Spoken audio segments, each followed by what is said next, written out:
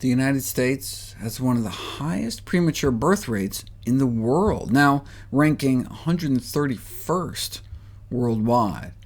Even worse, over the last few decades, the rate of preterm birth in the U.S. has been going up.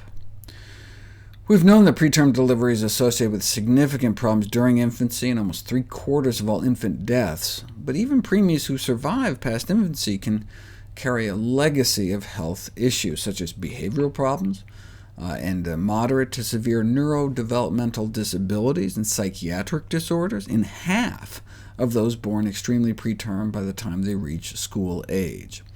There's even evidence now that adults born very premature are at increased risk for things like heart disease and diabetes, and babies don't even have to be born that premature to suffer long-term effects. Even so-called near-term births at 36 or 37 weeks are now thought to be related to subtle developmental problems.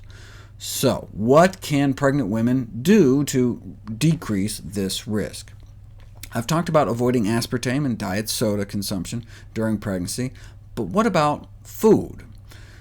66,000 pregnant women were studied to examine whether an association exists between maternal dietary patterns and risk of preterm delivery. They compared a so-called prudent diet, which was more plant-based, versus a Western diet or traditional Scandinavian diet, and found that the prudent pattern was associated with significantly reduced risk of preterm delivery. Their findings suggest that diet matters.